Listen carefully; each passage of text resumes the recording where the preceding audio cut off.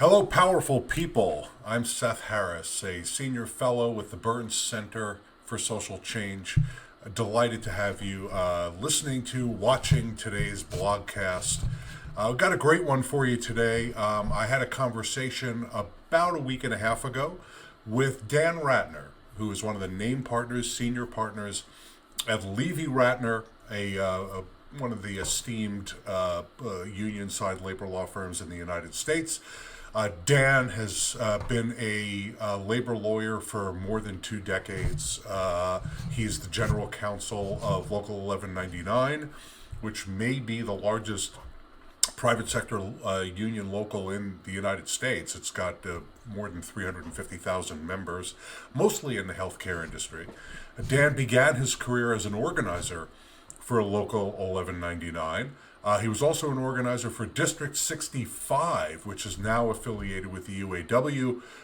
It started out as an independent under the leadership of a great labor leader named David Livingston, affiliated with the UAW in the mid-1987, mid-1980s.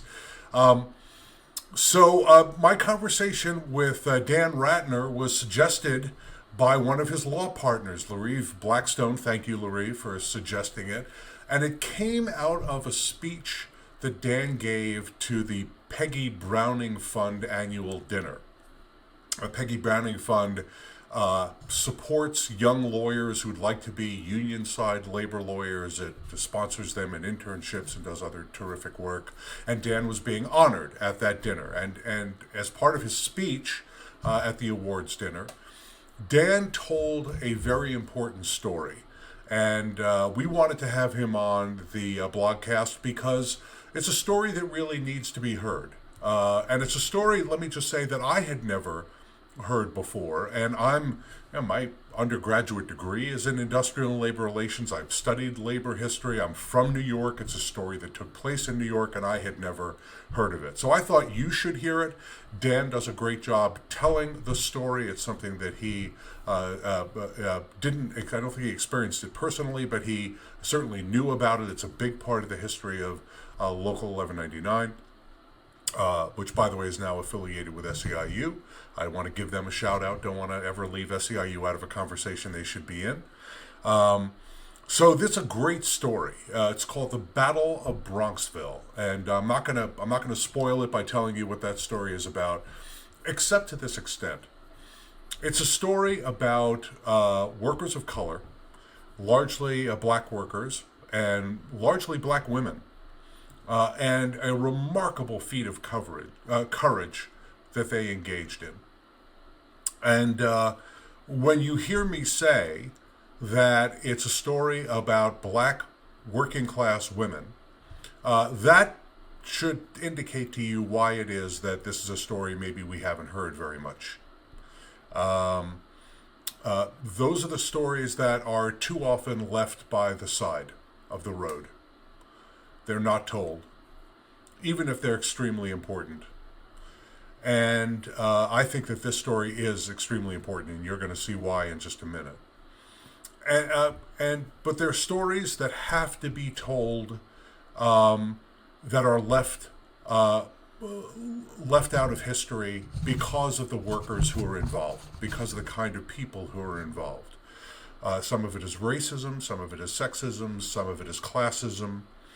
And let me say it's one of the motivations we had in starting the Power at Work blog. And let me say if we had done it right, I want to acknowledge if we had done it right, we wouldn't have just had Dan telling the story. We would have had workers who were involved in the story helping to tell the story so that they can speak for themselves, and they should be able to speak for themselves.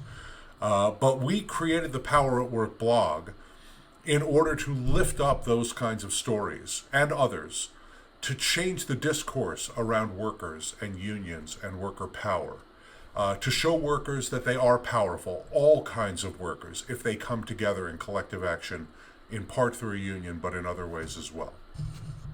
So this story really goes right to the heart of why we wanted to have the Power at Work blog and why we're so delighted that so many of you are responding so favorably to the Power at Work blog. And we want to tell more of these stories. So I want to invite you, if you know about a story, doesn't have to be quite as dramatic. I mean, the Battle of Bronxville story, you're going to, I think, find riveting. I hope you do. I did. But if you know about a story that we should be telling, I want you to send us a note and let us know about it. That's what Larive did about Dan Ratner and a great story he told at the Peggy Browning Fund dinner. We want you to do that as well. But we also want to lift up journalists who are telling stories about workers who don't get the attention that they deserve. That's why we have the weekly download. Every week, now on Fridays, we are sending out an email to our subscribers and posting on the blog the weekly download, which is a collection of a couple of dozen or so stories from around the World Wide Web about workers and unions and worker organizing and collective action. And we try to draw them from a diverse set of sources. Yes, we get the great stories that Noam Scheiber writes in the New York Times, and the great stories that Josh Idelson writes for Bloomberg, and the terrific stories that Dave Jameson writes for the Huffington Post. But we also want to get stories from other sources, some that are put out by unions themselves, but some that are in journals like The Lever and Prism and other places that are telling stories that need to be told and are not necessarily told in the mainstream media.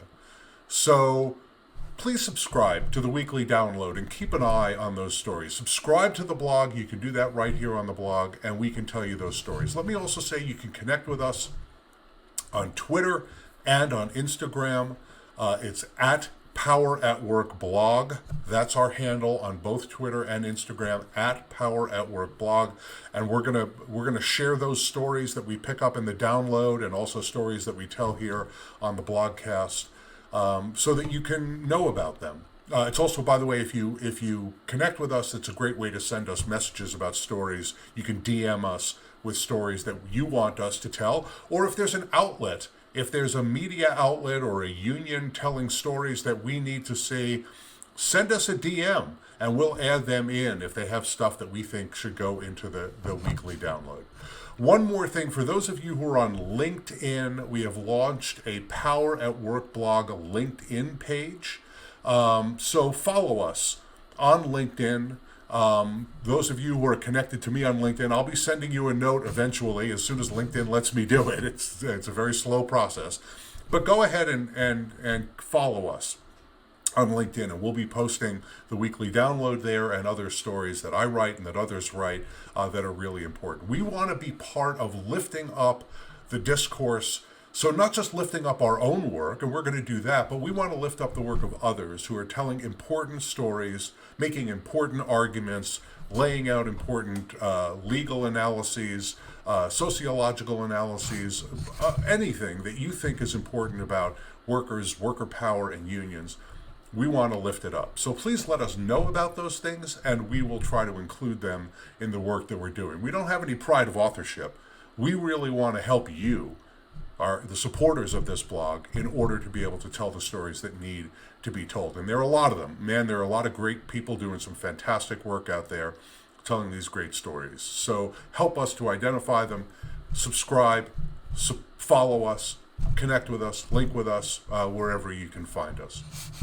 And let me just say, I want to warn you, there's a little bit of lawyer geek out action in this blogcast. I'm a lawyer. Dan is a longtime, very well-respected lawyer.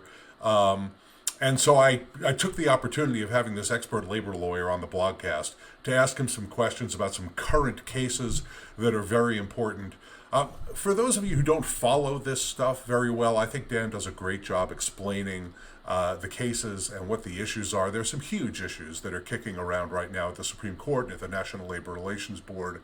And I thought it was too good an opportunity of having this expert labor lawyer, this very experienced labor lawyer and former organizer on the blogcast. I had to ask him about them. So just a little caveat, there's a little lawyering that goes on here, but it's free to you here on the Power at Work blog. Okay, here's my conversation with Dan Ratner.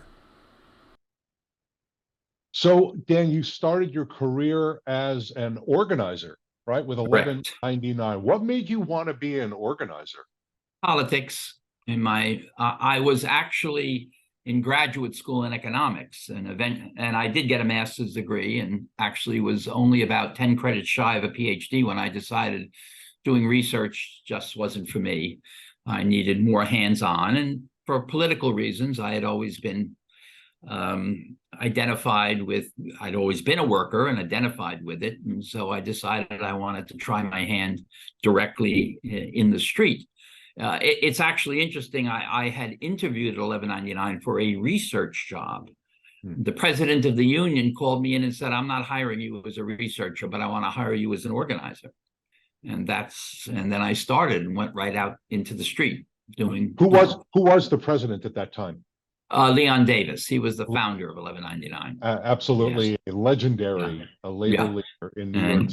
He told me he wanted me in the street as an organizer, so that's where I went. And how did that work out? What was that experience like? Well, I was very lucky, actually. The first place I was assigned was to try to organize about 300 technical workers at St. Luke's Hospital. Today, that's called Mount Sinai Morningside. And it was a very, very interesting experience. I mean, the workers were, quite frankly, ready to go. And the organizing went well. And there were some interesting experiences. We were organizing the labs where our real strength was. And the laboratory workers, who were mostly women and women of color, kept saying to me, make sure you go in on the night shift, because there's this group of guys on the night shift and we want them with us. Please, we want to make sure. So one night I go in on the night shift to sign them up, and I walk in, and inconsistent with the demographics of hospital workers at the time, these were all white men. They looked like the offensive line for the New York Giants. They were huge. So I walked in and I said, "I want to talk to you about the union." They said, "No, we're not interested in talking. Give us the cards. We just want to sign." So we signed them up. For some reason, the employer, either a miscalculation or the employer just thought they were going to take us on. Early in the campaign, the employer called for a meeting on work time of all of the laboratory workers. And this is where our strength was. And again, I don't know if the employer meant it just miscalculated, didn't know, or was challenging us head on, but called for a captive audience meeting of the labs where we had our strength. And I remember it was interesting because we went to the night guys, the guys who looked like the offensive line, and we said to them, "Look, you all have jobs. You're on the overnight shift, and generally you either go home to sleep or you have jobs. We need you to stay. We want you at this meeting." And we set up this event where we said, we're going to give patches, like circular patches about 3 inches in diameter, that said 1199. And what we want you to do is when the employer takes the mic to start the meeting, we want you guys in front, and we want you guys to stand up shoulder to shoulder, right in the face, and swing your arm and slap the patch right in the guy's face. And then we went to the women who were working on the day shift primarily, and we said, "Look, as soon as the guys stand up and do it," we said to the leadership committee, "you stand up and you do it and slap the sticker on, and you tell all the workers to follow you." So the employer came in to this closed door meeting, and again, I don't know what comes in, starts the meeting, and these guys, all 6-footers weighing 250, stand right up in his face and slap the sticker on with right behind them. The leadership women slap the sticker on, and then everybody, there were 50, 60 people in the room. Everybody else stands up and slaps the sticker. And he's looking at this succession of stickers being slapped, and they all right in his face say 1199. He turned around and walked out. Yeah, I'll bet he did. That was the end of the campaign. That was the victory in the campampaign. So never took us on. They won a union. They still have that union today. Oh yeah. That's terrific. Yeah. So how long were you at 1199 as an organizer? Because you also worked at District 65. Right. I was there from 1972 to I believe 78, 8 or 9. I think 78. And I was doing large unit organizing, as well as I was doing representational work, contract enforcement. And we were involved in some big campaigns. we had in particular up the street at Presbyterian Hospital, which is one of the largest hospitals in the country. There was a very rough campaign to bring in about 3,000 service workers, and that I went up to that campaign after the St. Luke's campaign, and I still remember the night before the election. Mrs. Martin Luther King came up to talk to the workers, and her plane was delayed. And these were people, there were about 1,500 people. And this was in the Audubon Ballroom, which is where Malcolm X had been assassinated. We had 1,500 people in the Audubon Ballroom, had just finished working a full shift, had families at home, no one left. And it wasn't until about 9 o'clock at night that she got there. And the place just went wild. And she gave this phenomenal speech. And the next day, the workers voted overwhelmingly to unionize. And that's one of the largest hospitals in the country. Now we have close to 7,000, 8,000, 9,000 workers at that hospital. That's amazing. Yeah, 1199 proudly wears the badge of being Dr. Martin Luther King's favorite union, right? How did they get that? He came to a meeting at the Union Hall and was speaking. It was in I'm not sure what year it was, but he was speaking to the union, and he said, "This is my favorite union." The union had always been heavily involved in civil rights and social justice, always, and to this day it remains. In fact, the 1969 strike in Charleston, South Carolina, which was a major civil rights event, was an 1199 strike.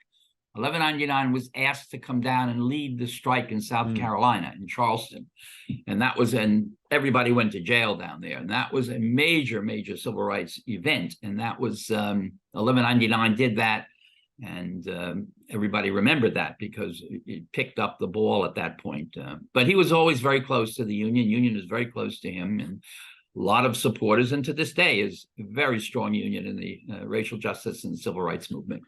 Right. So for our audience, the precipitating event for us to invite you to come on the Power of Work blog on this blogcast was that you told a story. You received the Peggy Browning Award at the Peggy Browning Fund's annual dinner, right. A well-deserved award, let me just say. And you told the story of the Battle of Bronxville, which is also a very important civil rights story, a very important labor organizing story. And you and I talked about it recently, and I was shocked by it because I had never heard of it before. And I'm a born and bred New Yorker, went to school, studied labor relations in New York State. And I had never heard of this story. So I'm eager to have you tell the story, but I also want to talk about the story and what it means to you. So tell us the story of the Battle of Bronxville. When the National Labor Relations Act was passed, certain workers were excluded from it.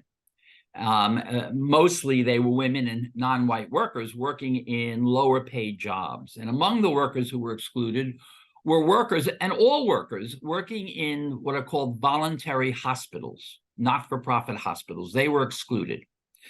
And New York State had a Labor Relations Act, but it also didn't include those workers. And so those workers were excluded from coverage under the law. And as I was saying in the Peggy Browning presentation, labor is about the constant struggle for respect and for a voice. That's, in the end, that's what it is and always has been, and probably always will be. And so the array of workers working in the hospitals, not just low-level service workers, lower-skilled service workers, but going up to nurses and even doctors who may have wanted to unionize, they weren't allowed to. And it was not, in 1965, 1199 had actually successfully organized in a few hospitals. There had been a law giving certain collective bargaining rights in New York City because of 1199 strikes in 1959 and 1962. These were strikes where they had no protection at all. They just went in the street and fought it out and gotten recognition agreements, essentially. They weren't even full collective bargaining agreements. But the decision was made to take this on, at least in New York, and to get the full rights. And the group that came along and said they were ready to go was a group of service workers. These were essentially non-white women working in service jobs. And by service jobs, I mean laundry, housekeeping, food service. And in fact, I think they were almost all Black women who were working, and they were very low paid at this hospital called Lawrence Hospital. Lawrence Hospital was a community hospital in Bronxville. And Bronxville is just north of the Bronx, but it's outside of New York City. It's a small community. At that time, it had only 5,000, 6,000. I think it doesn't have more than that today. Very wealthy and almost completely white. And the workers, these women at Lawrence Hospital said, we want the right, we want the dignity and respect that comes with collective bargaining, as well as the pay and benefits. And we want the respect, and we want the voice, the collective bargaining voice. And so the workers were organized, and the unions, recognizing that this was going to be a much bigger fight than just a few hundred workers at one hospital, organized a support committee. And the leadership of that was Ossie Davis and Ruby Dee, and they organized the Tell everybody, wait, I want to stop you because not everybody watching this knows who Ossie and Ruby were. Tell us who Ossie Davis. They are, well, they were, they're both have passed away, but actors among the first generation of Black actors in Hollywood. They were well-known actors, well-regarded, talented, awarded actors, and they were also active in the civil rights movement and social justice movement. Right, and let me just say, for the people, for people who are watching who don't know Ossie Davis and Ruby Dee, and they want to get a chance to see them, Spike Lee's "Do the Right Thing." They co-starred in that movie. They were excellent in it. So it gives you a little bit of a chance to see what they were like, but they were more important in the case of this story for their civil rights advocacy. I'm sorry, Dan, go ahead. And so they formed a committee together with other prominent people in the civil rights movement. It wasn't just them, but they were really in the leadership. And they formed a committee called the Concerned Citizens in support of the Lawrence Hospital workers. And there were demonstrations, and the workers went out on strike for several weeks.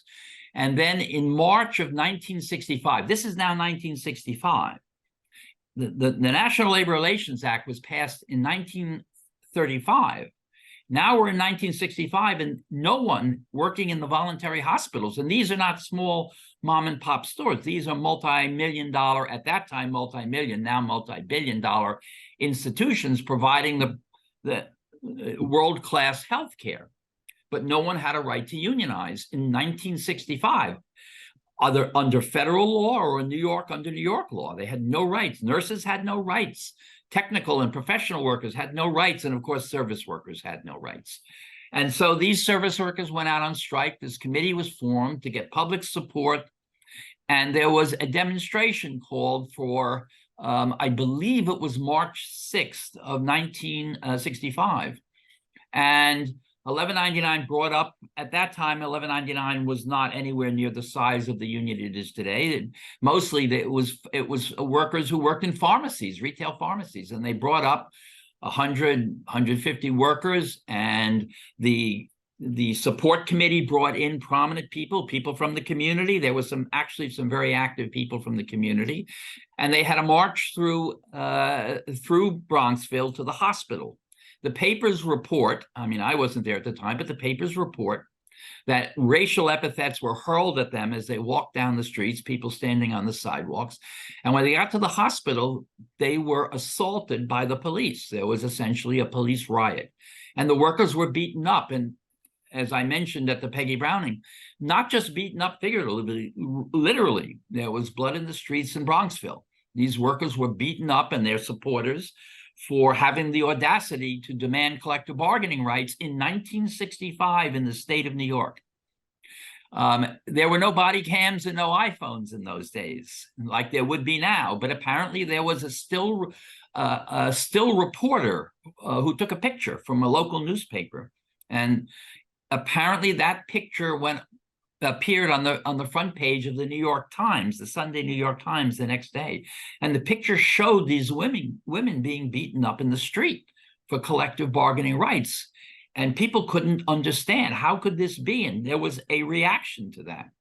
The Daily News, I think, called what happened there the Battle of Bronxville. That's where that, and the New York Post, which then was a liberal paper, not like it is now. James Wexler, one of the most prominent reporters in New York, wrote an article comparing what he saw in the streets to what there was in Selma, Alabama. And there was a hue and cry, not just amongst the labor movement, obviously the labor movement, but also among the citizens of New York State. How could this be? We can't, this is not tolerable. And it forced Governor Rockefeller, and it forced the legislature to eventually pass a law. When I say eventually, it was within the next several months or year that they passed the law giving hospital workers the right to collective bargaining. That did not come about until 1965. Eventually, from that, there was organizing, and then in 1974 and 75, federal rights took over to give workers the right to organize under the National Labor Relations Act. That wasn't until 1975, even though the law was passed in 1935.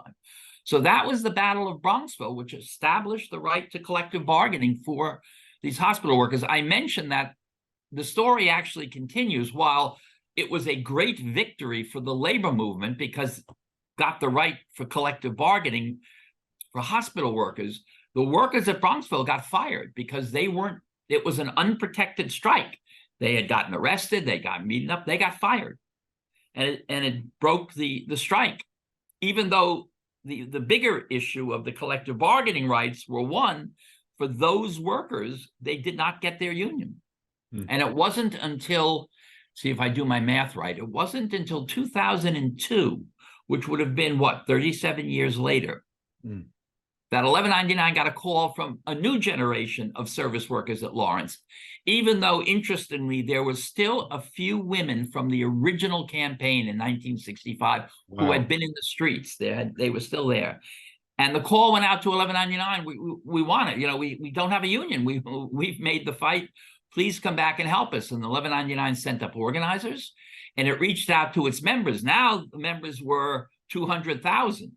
1199 was a big union, and it sent the word out to its members, get ready, we're going back to Bronxville.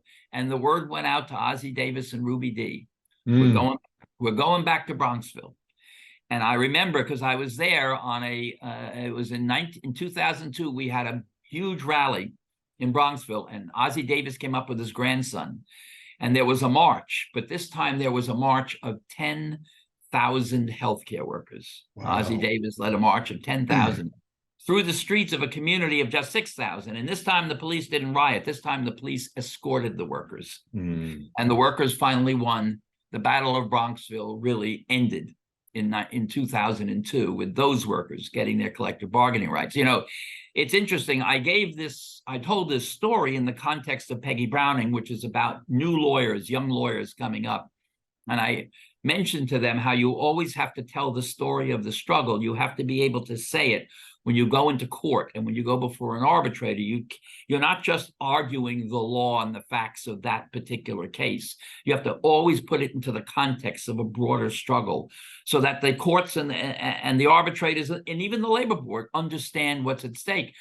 When we had this big rally in 2002, when we were bringing 10,000 people, Bronxville went into federal court to get an injunction.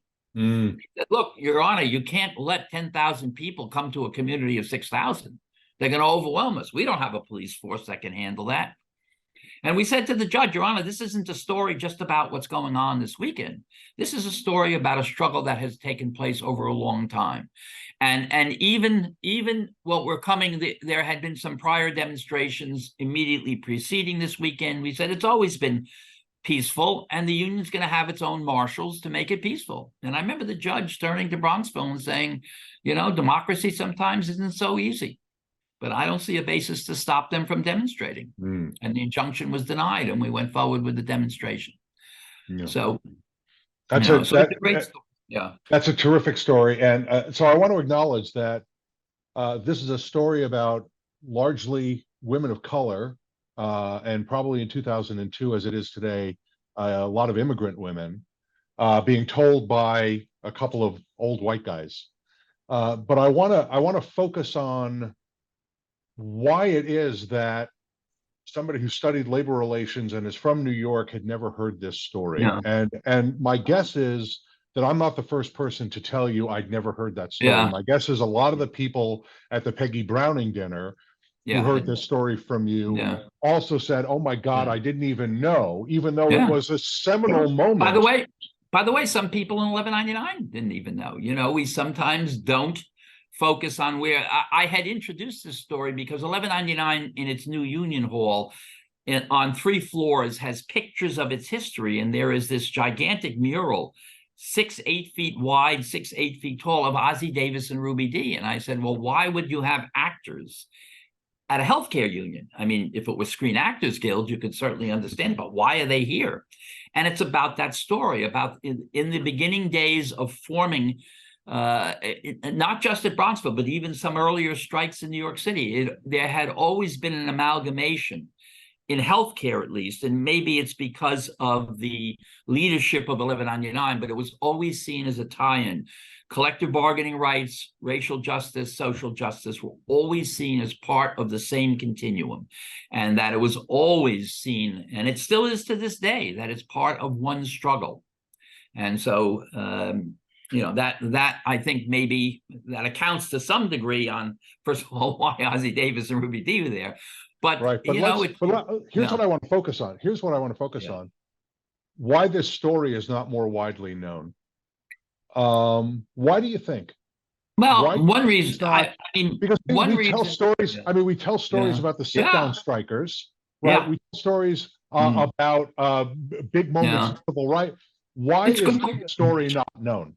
Yeah, it's a good question. I mean, 1199 now is a very powerful union. It's a union of almost 400,000 members. So I guess you're looking at the union now and its ability to deliver both in collective bargaining and politics and things like that.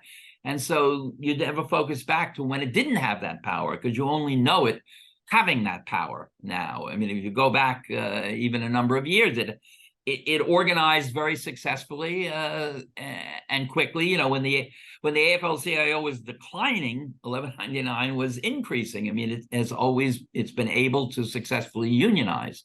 So it may be people don't focus back on that. People say, look, it's a powerful union, must always have been a powerful union, and not understanding the history. You know, I guess it's to some extent the same with the auto workers. I mean, the auto workers are a powerful union, yet came out of that struggle, you know, of the early days when there was a lot of struggle to develop the union. And I think it's true of, if you go back with all unions, you will find that in the early days, there are these struggles, and each of the unions can tell a story about the struggles that took place. And that's not surprising, because the labor movement is about struggle. It's about the struggle for respect and dignity. And I think each union can tell a story that way. I was with the Writers Guild. Writers Guild are on strike now. I was in-house counsel at the Writers Guild for several years before I came back to 1199 as a lawyer after I graduated law school. And I remember some of the older writers telling me about some early strikes in the 1940s in Hollywood. Writers Guild represents, among other things, screenwriters. And they were telling me some of the early strikes that were quite heavy, quite, you know, some of them were even violent. The strikes then were over the copyright. Who controls the copyright? And there was some nasty, nasty strikes in the early days about who gets to control and own the copyright. That's now been resolved. Those strikes were, but there were some heavy strikes. So even unions, where you may not think, you know, writers, but there were some heavy strikes. They all, I think every union has those kinds of stories to tell and are not told. Yeah. And boy, I'd love to tell as many of those stories here as we possibly can. I want to emphasize the possibility that another reason that this story is not that well known is that the stories of women of color in our society, particularly immigrant women of color, particularly working class women of color, are very rarely told. They're very rarely treated as history. They're not lifted up as models or as definitive moments of change. I mean, you've told this story as a precipitating event in a very important public policy change in New York, driven by women who are willing to be beaten up by cops to fight for their right to get a better life through collective bargaining. And that changed the law in New York State, and yet it's not a well-known story. And I think that race and sex are a part of it. Yeah. Class is, I think, another big part of it. It's just, Correct. and Yeah. I think that's just as true today. You know, Yeah. the people who do Well, care. Sorry, go ahead. it's interesting. The pandemic tells us a story about that. I mean, here during the pandemic, we relied, particularly in a city like New York, we relied on men and women of color in service jobs for, I mean, the delivery drivers, the Uber drivers. I mean, this is who, to a great extent, the functioning of the economy depended on, and even healthcare, the primary providers in the clinics, in the nursing homes, in the hospitals. That's who we relied on. And low-paid workers doing work which we don't, write stories about, but they kept this economy together. They held this economy together, and yet we don't reward them in any way for what they're entitled, and we don't provide the rights and the treatment that they are entitled, and of course not to pay.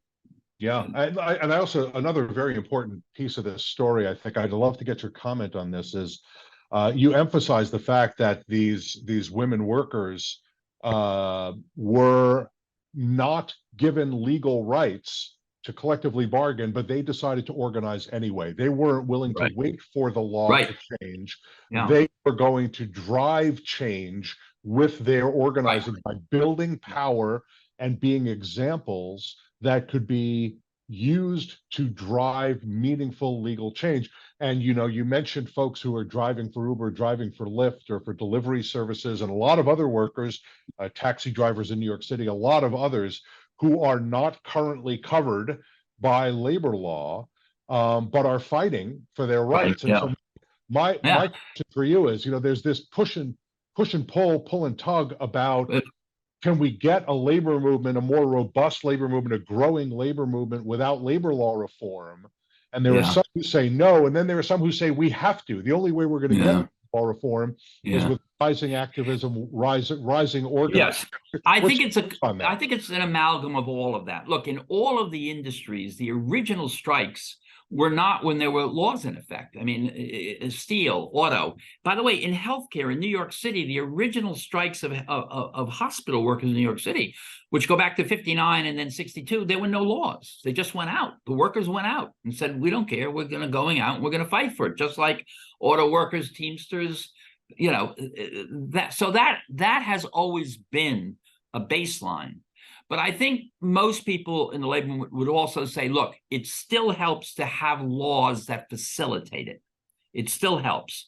You can't always, there's not always going to be a situation where you can organize generically where the laws don't exist. So it's really a combination of activism that gets people ready to move and actually move, but also laws which facilitate it. And I think you'll find that if you talk to most organizing directors and union leaders, they'll say it's got to be both. It's not one. It's not if we get the laws, we then don't have to worry about activism and mobilizing members. It's both. And we need both. And we have to push on all fronts.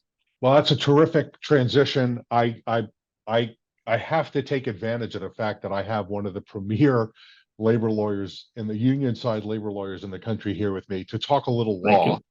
You know how I love to talk law, and I know you've lived a life in law many years after your organizing life. You've been general counsel of 1199 for a very long time, and a leading lawyer in New York State on these issues. So I want to ask you about a few cases and sort of get your reactions, if you want to make predictions where they haven't come out. The first is the Supreme Court case that we expect is the decision should come down in the next month and a half, 2 months, the latest, and that's Glacier Northwest versus Teamsters. This is a case that, is a potentially very serious, very dangerous, very dangerous. Very dangerous.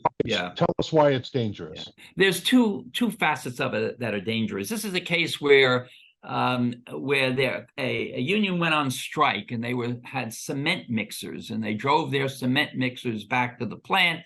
At some point, there's a dispute as to whether they notified the employers that they had brought the trucks back or not. But the cement and they lost all the cement and there was damage to trucks.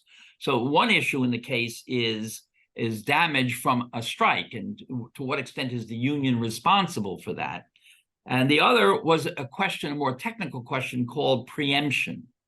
First of all, if there is this kind of damage, is this something that the courts get into, or do state courts have to stay out of this? It's part of the federal labor scheme.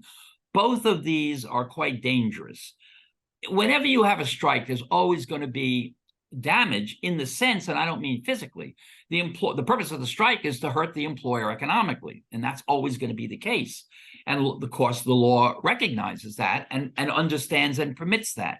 In this case, there was a question of, well, did the union not properly conduct itself to minimize the damage? So the question first is, what is the union's responsibility? I mean, the employer knows the workers are going on strike. Isn't it the employer's responsibility to protect its property? And now let me just say, no one is talking about intentional destruction. Right. That's covered under state law. That's criminal. That's always been. That's not an issue in the case. The issue here is how the union conducted the strike, and did the employer properly protect its plant and its business? The case, what is so remarkable in one respect is that it's before the National Labor Relations Board also, and there was a question of, did the conduct of the union, was it protected conduct? The employer took the case into a state court to argue that, forget whether it's protected conduct, we think there should be damages to us because we got hurt by what the union did. State court threw it out and said, no, this is preempted. You got to wait until the NLRB, because if their conduct was lawful, the fact that you were damaged doesn't matter. It then got removed and they into federal court. In the federal court, they started moving up federal court. No, excuse me, I have that wrong. They into state court, and they after the state court rejected it, they took it up to the Supreme Court, and they said that the Supreme Court should rule on this case. And the issue of preemption, they said, it doesn't matter whether it's preempted, it's not preempted, it doesn't matter, it should go straight to you on the damages. Now, the danger from this is how the Supreme Court rules. Number one, the court should say, look, we're not going to rule on this until the NLRB tells us whether it was protected conduct or not. We're not going to get into this.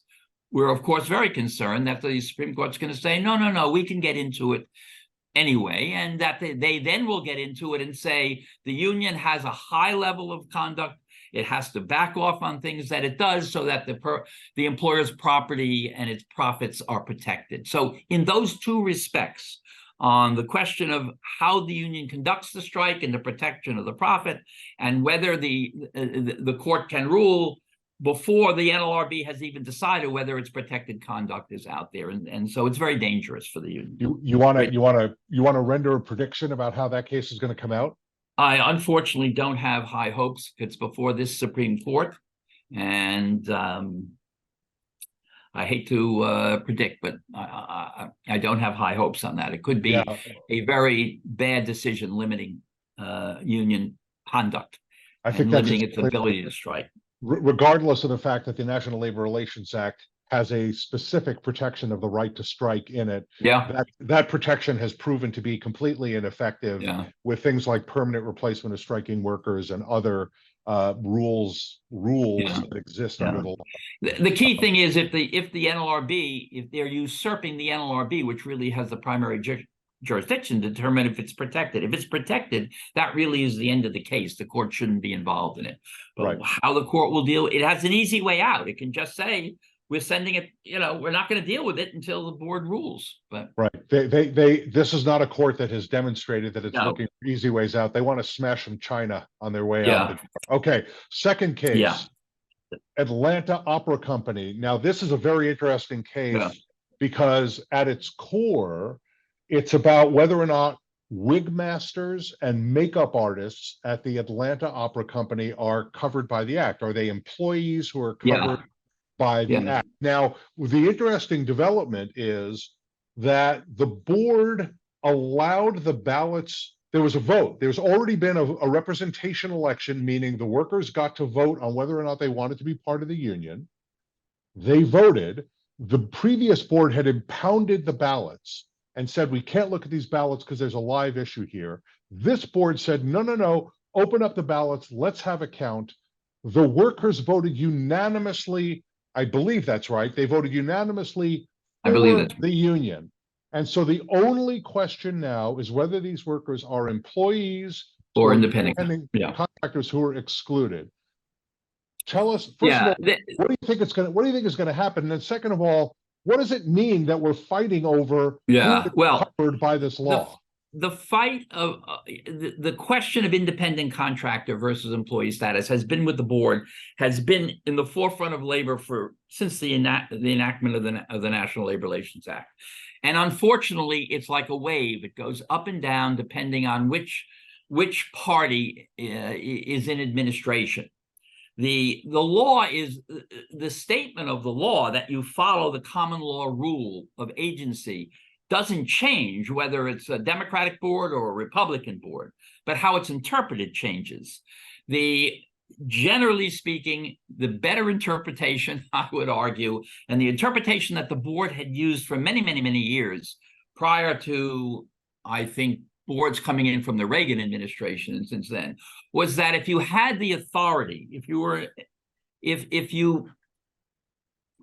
you exercised independent authority, then how should I put it? If you had control of the work that you performed, if you had control of that work, you decided how you performed that work, you followed it